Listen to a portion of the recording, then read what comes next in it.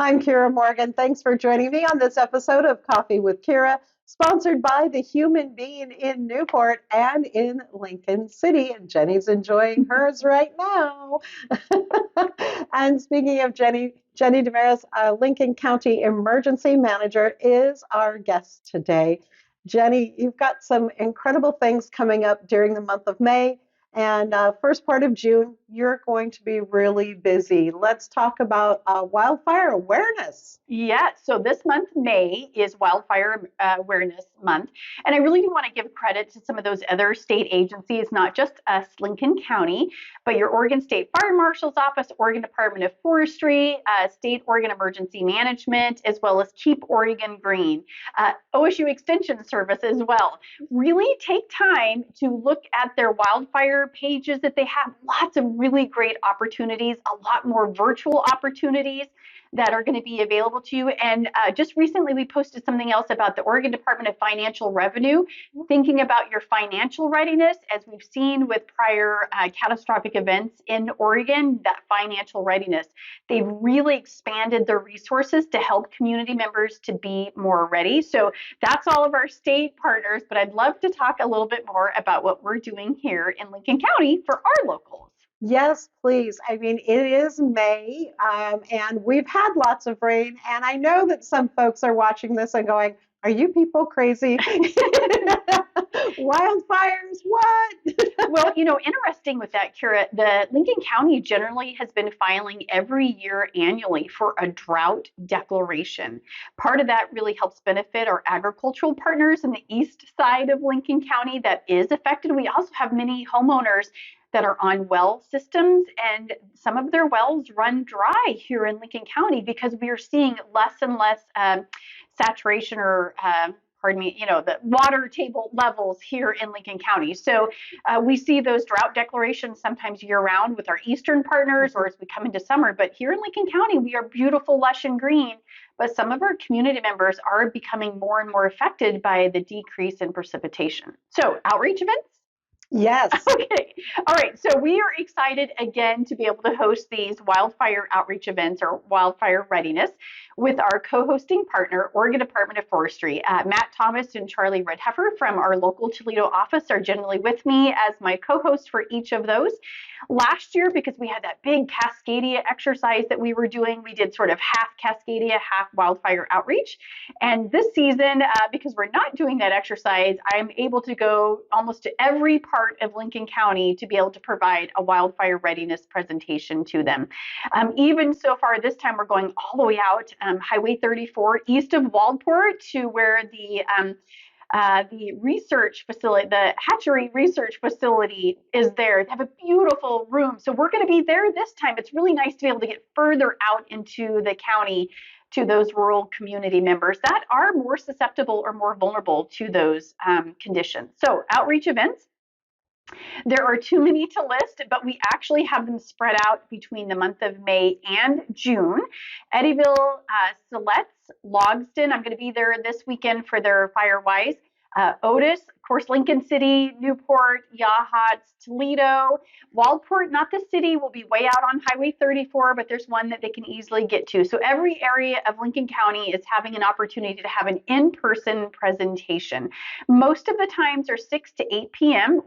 Next Saturday, May 13th, we will be in Depot Bay first at Neighbors for Kids, and then we will drive down to Newport at our beautiful Oregon Coast Community College, and we'll be there in the community room at 2 to 4 o'clock. One thing I want to note with that, Kiera, is we are updating our Community Wildfire Protection Plan, or CWPP. Would encourage our community members to go online to the new county website and search for that on our new county website and review that. But we're really working with the University of Oregon. They have a resilience department that's actually helping us as the locals update our plan. If you go to our Facebook page or our website, you'll see that we actually have a survey link. We want to engage with our local communities to tell us feedback about the plan and what's important to them and what actions have they taken to be more wildfire ready. We refer to that as mitigation. What mitigation steps have you taken as a homeowner? So at the end of those two events on Saturday the 13th, the University of Oregon team will be with us. And that last half hour to an hour, they will be focusing on the CWPP and engaging with the public. So we really hope they take time to come out and participate with us on that. So, Jenny, is wildfire awareness, is it primarily for folks that live near a forested area? Great question. Yeah, so I think previously the mindset may have been wildfires are central and eastern Oregon or southern Oregon. And then it was, oh, well, we see that they get a little bit closer. And then all those California fires happened within those city urban areas. And that really changed the landscape, if you will, about how we as locals and emergency responders see wildfire happening. Wildfires can happen due to a naturally caused event, a technological event, infrastructure, or human, meaning recreational fire that gets away, inappropriate debris burning, or even negligence, fraudulent activity. It doesn't matter what the cause of the fire is. What really depends on where does the fire start?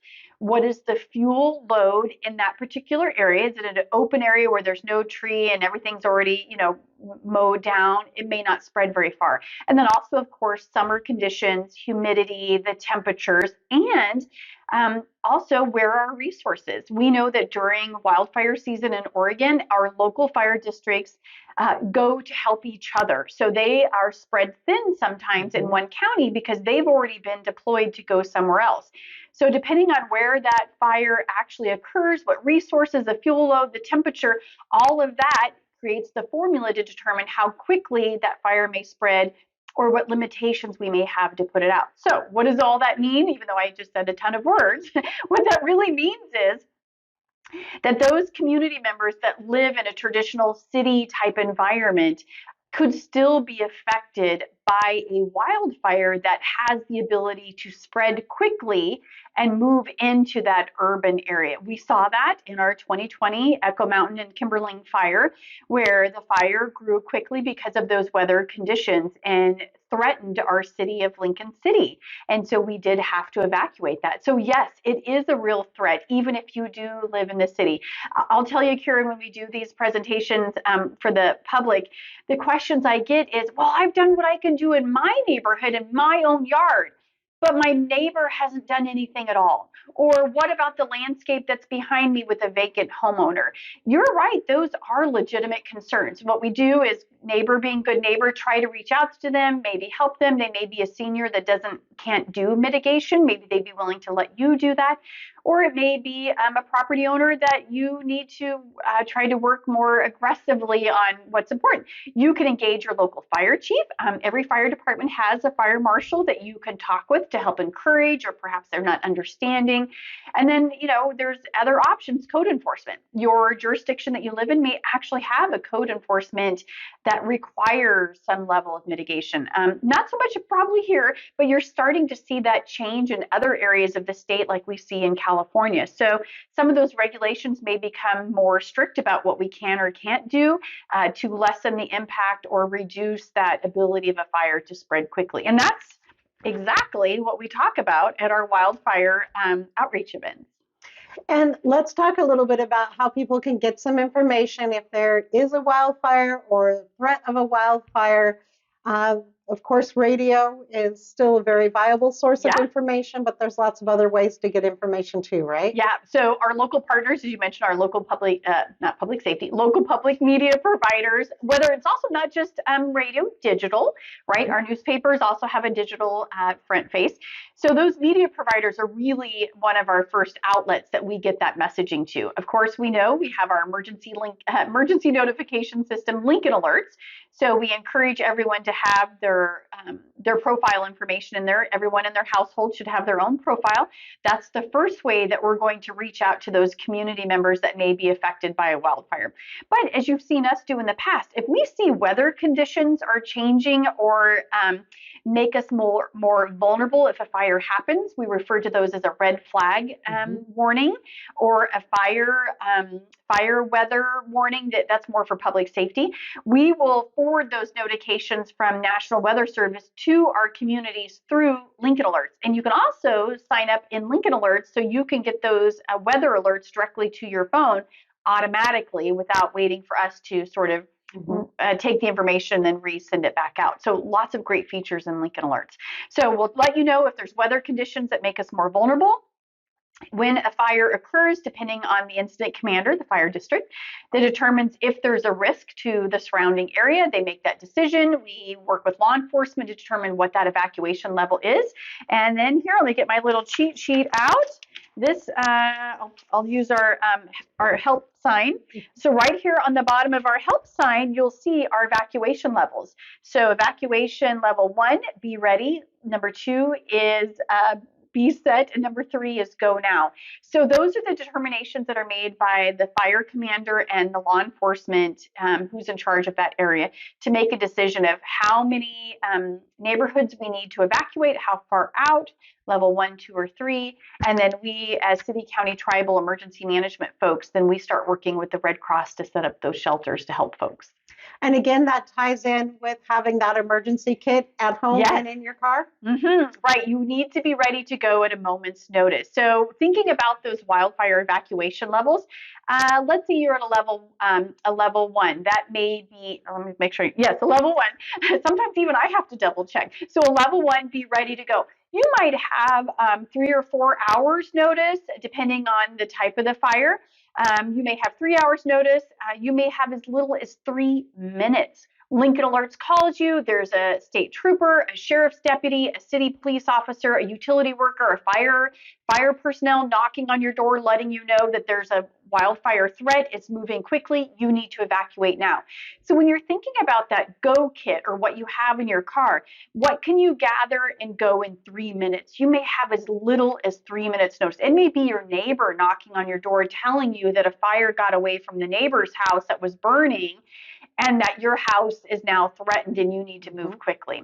So 3 hours, 3 minutes, that's really kind of that thought process. What would I take? What would I do? How quickly can I get out? If it is a level 2, sometimes you'll have more time. By that, what I'm meaning, if it's a slow moving fire, they're not sure, and they do a level 2 as a buffer to make sure that everybody knows you really need to be ready. You might have a little bit more notice, but you need to be ready to walk out the door in about 3 minutes time. Some folks mentioned to us, I have family members with mobility challenges. We can't get out the door in 3 minutes. Yeah, I was going to say, sometimes there's kids, you've got pets. Right. It's very scary. It's a very scary situation. So some simple things that you can do. Always put your keys in the same place. It may be evacuating your house with no electricity because the electricity power grid has already been affected.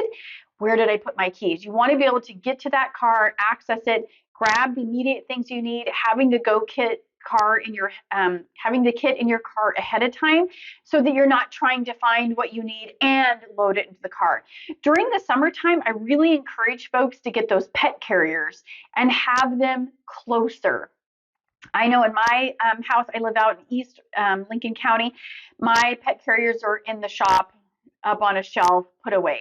Well, during the summertime, I bring them down. My grandma lives with me on my property, and she needs to be able to evacuate her cat herself quickly. So we take those pet carriers and we put them near the front door, the front entryway, or right near her carport so that she can quickly load her pet, get in the car, and go. She's not waiting for someone else to assist her. Same thing if you have kids at home after school, home on summer break. They can get the cat ready. They can do this while you're getting there, or neighbors coming to help them. So really making sure you diversify, you have an all hazards approach to what if I'm home, what if I'm not home, communicating with your neighbors, having their phone numbers, and especially if you have loved ones that you care about that need a little extra attention to get ready to go, that you've got those other family members or neighbors that can help and assist them when needed. Well, and it also helps, at least for me, I have dog food in my car. Yep, right. I have my pet kit, and then I have a kid kit. Even though my kids are all grown and off on their own, I have grandkids. Yes. And so I always have to make sure that I have a change of clothes, Yep. even pull-ups if you're not able to, Yep. something Mhm. happens, and wipes, You might be paper evacuated towels. in the middle of the night in stores. Not all of our stores are open. Some are open Yeah. 24/7. Maybe it would be a good idea just to give an idea of, let's do it, what to expect when you leave. So let's say you get the first call, not a law enforcement person. You get the call. You're in a level 3, go now. You got about that 3 to 10 minutes to gather your stuff. You get in your car. We are going to set up a temporary evacuation point first because it takes us a while to set up a full shelter, and we don't know how bad the situation is, whether or not we'll need that. So we will designate a temporary evacuation point, a large parking lot at like a Walmart or a Fred Meyer's or a big a school area if they're not open for school. Casino, something like that. Yeah, somewhere where there's a large area where there's access to restrooms, and then we have a trailer that's ready to go. Our community emergency response team volunteers will help us activate that. We'll get some public safety officials there to give information. That's the most important thing when people are evacuated. They want information to know what's going on. We can also continue to give them updates to those folks through Lincoln Alert. So we keep a polygon, basically a map, if you will, of the people that were evacuated, and we can continue to give them updates. So that takes place. We get you to a staging location, to a temporary evacuation point while they're fighting the fire. We're getting the assessment. We're figuring out how bad it is. How many community members were evacuated? Do we need a full shelter? We automatically put the American Red Cross on standby to, hey, we may need a shelter, or they may go, oh, you're evacuating 60 houses. We're going to set the shelter up. That's the right thing to do. Then we get the shelter up anywhere from 3 to 5 hours. We have a limited number of Red Cross volunteers. Please volunteer for them. We need more Red Cross volunteers. They'll come in, they'll set up. We have 2 trailers here in the county already. They can bring more resources from the valley. Our primary places that we would set up those shelters are going to be in Newport and Lincoln City at the recreational or community centers where they have the services we need. Get those set up. We will also set up a medical fragile shelter operations by our very own Medical Reserve Corps volunteer group. We've gotten lots of grants to be able to get the medical supplies and equipment that we need to support those community members. And then when that shelter's set up, we'll communicate to that TEP. We'll communicate through public information, through our local media partners, the website, the call center. We haven't even talked about the call center. The call center, and then get that information to those that were evacuated to be able to know, okay, the shelter's open. Here's where you can go. And I think, Jenny, it's really important to add that those resources are the best ones to go by to get your information. During the 2020 wildfire, there was a lot of misinformation that was out there on social media.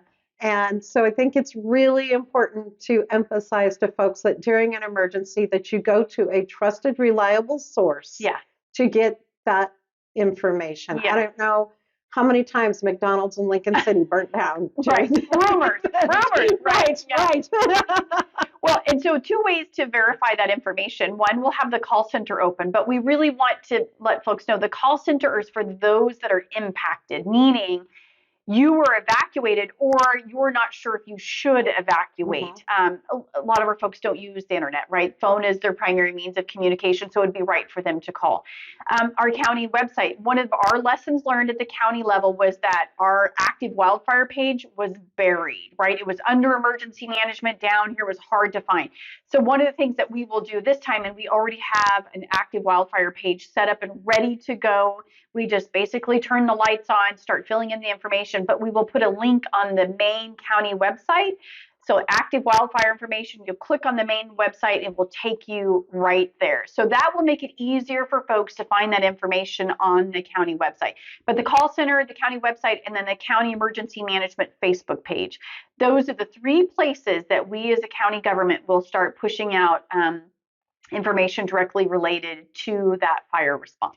And that will also help folks who may have loved ones that are here in this area, but they may live, in another state. Great point. Right. So we had many community members that live here, alone, but their kids, right? Their kids lived in Portland or even out of state. And so we call that a wellness check or reunification. I want to find out if my mom's okay. We had folks that evacuated but their cell phone battery charged, or they didn't have a way to charge it right away, or they didn't take their cell phone. And so their family members had no contact with them. And that is terrifying.